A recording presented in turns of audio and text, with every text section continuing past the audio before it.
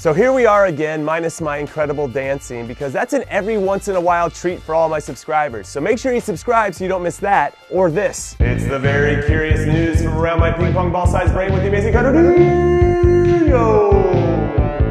Very curious news item number 1. Why did Brazil act like they won the World Cup today? I mean, manager Tite fell onto the ground because he was celebrating too hard. Others were absolutely losing their minds, and Neymar was crying. I mean, ay carajo. This was the second game of the group stages. Also, it was against Costa Rica. So new rule for everyone, if Brazil has this type of emotional reaction about beating a team from CONCACAF, then no one can ever give the U.S. national teams any grief if we do the same thing, which we wouldn't because we always expect to beat every team in CONCACAF. But if we wanted to, we could, and it would be okay based on this new rule. Is that cool? Cool.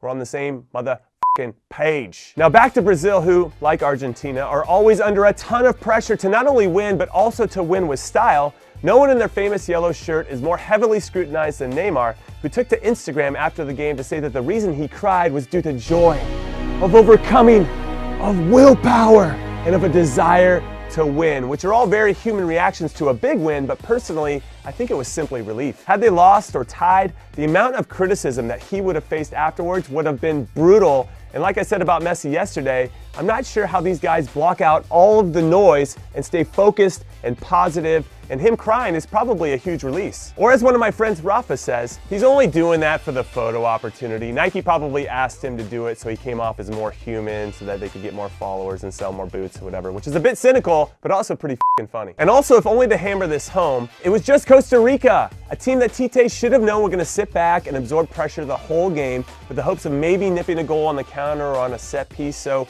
why did he roll out a Brazilian starting 11 that had a proper back four and 2 defensive midfielders? What was he doing? Channeling his inner Dunga? And if that's the case, that is never a good thing. Because in my humble opinion, he only needed 1 defensive midfielder because he could use that extra body to help provide better balance and spacing and support in tight areas in the attack, and a bigger body to get on the end of those hopeful crosses. Do you know the ones that I'm talking about, which always happen when a team is pushing for the late game winner? And the evidence that proved this theory correct was the fact that the game completely changed when Roberto Firmino came in for Paulinho in the 68th minute, especially when his header at the back post set up Coutinho's winner. However, I do want to balance out my criticism for Tite with some much-deserved praise, because his subbing out of Willian at halftime for Douglas Costa was a master stroke, because Douglas Costa was excellent, and I think Douglas Costa should start against Serbia in their last group game. So I appreciate Tite realizing his mistake and making a change. And actually, maybe Firmino should start as well, because I feel like the team did better when he was in. But Serbia is a better side than Costa Rica, so I'll understand if Tite wants to play things a little more safe for this one, especially since a draw will be enough to see them through. Very curious news item number 2. Nigeria put the Super back in the Super Eagles. With their 2-0 win over Iceland, which were both excellent goals by Ahmed Musa, Nigeria not only gave themselves 3 huge points to move into second of Group D, which allows them to control their fate, they also gave Argentina a chance to advance, because even though Argentina sit at the bottom of Group D with 1 point, they and Nigeria are going to play against each other in the last group game. And what a group game that is going to be, because if Argentina wins and Croatia beats or draws with Iceland, Argentina will go through.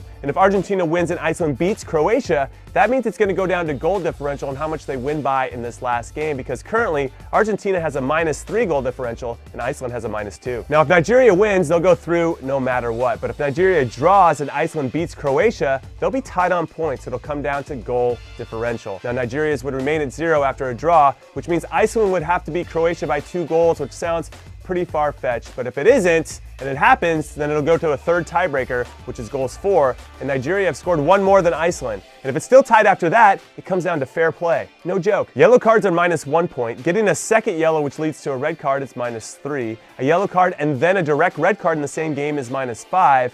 So I guess it does pay to be on your best behavior, potentially.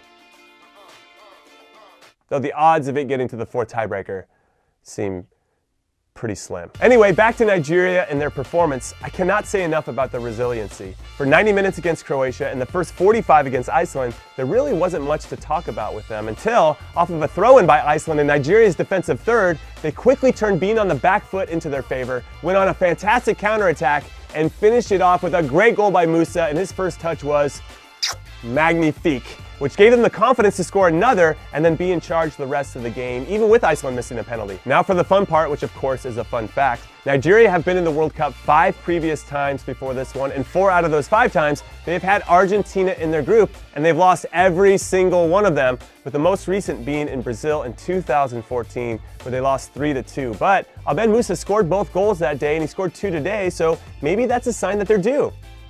Or it's not. Maybe they're just due because they have a better team than Argentina, i.e. a team that has a ton of talent that actually plays for each other. So do you think Nigeria can do it? Or will Messi rise from the ashes and be the hero that we all know that he is? Either way, this could be my favorite last game of the group though. Iran-Portugal is a tasty one too, as are both of the games in Group C, France versus Denmark, and Australia versus Peru, and Brazil, Serbia. And you know what? Just forget I said anything. I'm gonna enjoy them all. Very curious news item number 3. Switzerland become the first team in this World Cup to come back and win a game after going down. Yes, the Swiss, who were fresh off a very good performance in their 1-1 draw with Brazil, went down early to a Serbian team that looked up for it as Alexander Mitrovic headed one in. In fact, they looked so good and in such firm control that I almost tweeted out how they're matching one of their neighbors, Croatia, in overall performance. But I'm glad that I didn't, because the Swiss, behind their number 10, which is being surprisingly worn by Granit Xhaka, who is not a number 10 in my mind, well, he hit a bomb from outside the box, first time, by the way, to tie the game up,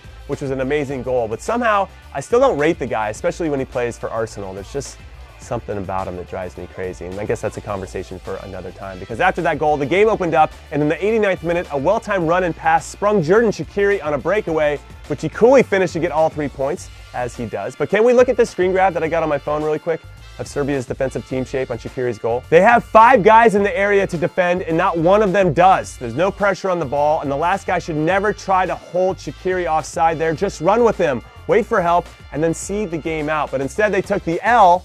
That might be a J.